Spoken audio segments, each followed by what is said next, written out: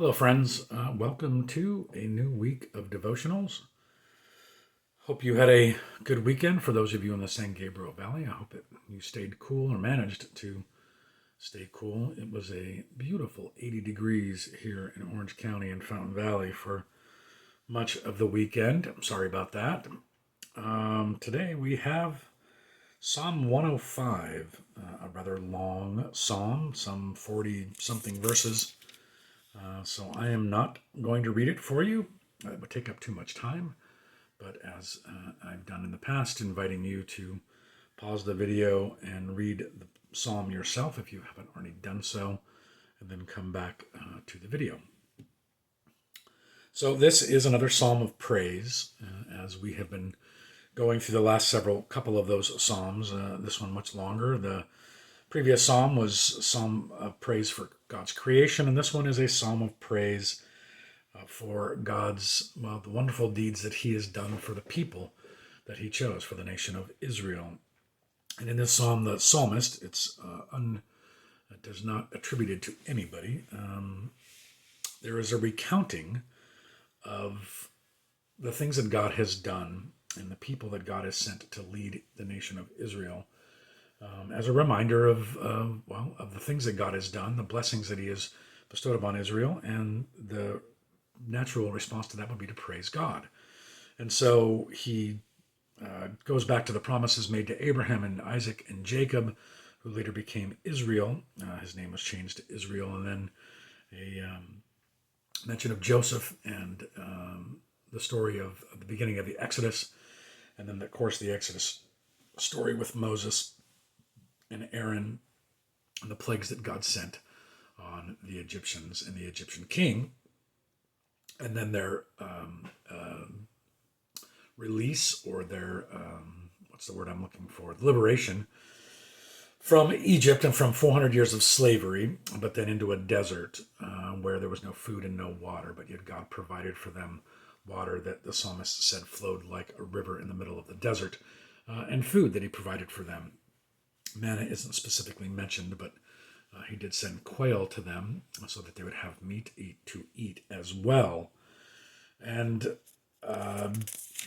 basically until they get to the land of Canaan, and the land that God had promised to Abraham and affirmed again with Jacob and Isaac as a promise of the covenant and God keeping his promise. When it says in the psalm, if you remember reading it, that he remembered his promise or his covenant, it doesn't mean that God forgets things and suddenly he remembered again what he had promised, and that's right, I was going to do this for these people.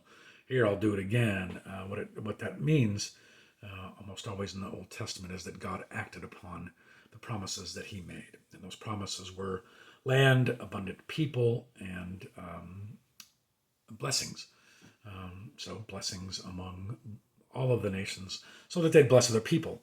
And it's important to remind, it was important for God to remind the people of Israel of those blessings, just as it's important for us to remember the blessings of the past. Why think about the past? Why live in the past when the future lays ahead of us? Well, it's not living in the past or dwelling in the past, but it's remembering the faithfulness and the trustworthiness and the steadfastness of God based on the things that he has done. We, as I'm sure the people of Israel were, as people, tend to live in the moment.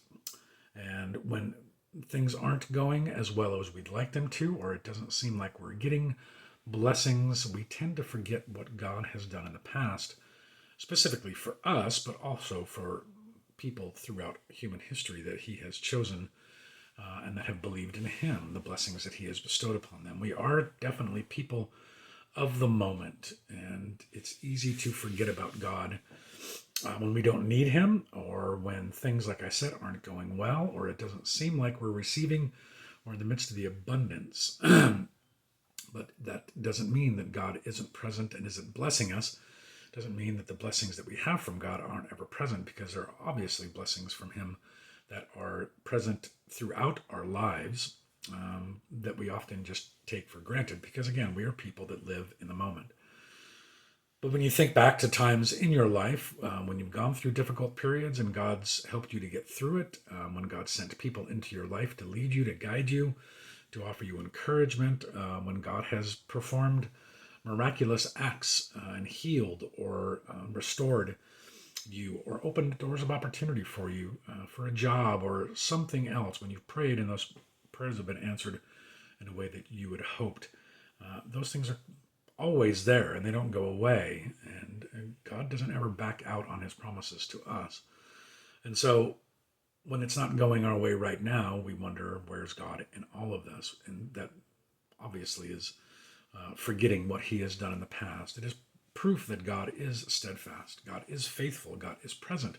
God is always blessing, but God is greater and far beyond our understanding that we could begin to criticize or judge God based on what he's doing for us at this particular moment. God has the entirety of creation, the universe, and everything else beyond the universe that he is overseeing and in control of. And though he's not paying specific attention to us exclusively, we are always on his heart and on his mind, and God is always working in this world in effort to bring forth the fullness of the kingdom, that we are receiving blessings in that. And then he does bless us individually quite often in our lives. So whatever is going on with you right now, whatever's happening in the midst of a pandemic and isolation and quarantining and all of the challenges that I've mentioned over and over again that we continue to face, that it continues to go on, it doesn't mean that God has given up on us or given up on blessing us. He is truly in the midst of all of it and doing the work that God has always done. And so think about the past and the ways in which God has blessed you and blessed others. And trust in that. Have faith in that and not the circumstances that are happening in this particular moment in your life. That's all we have for today. We get the other side of the story tomorrow in another lengthy Psalm 106, a response from the people of Israel to God's blessings. Until then, be well.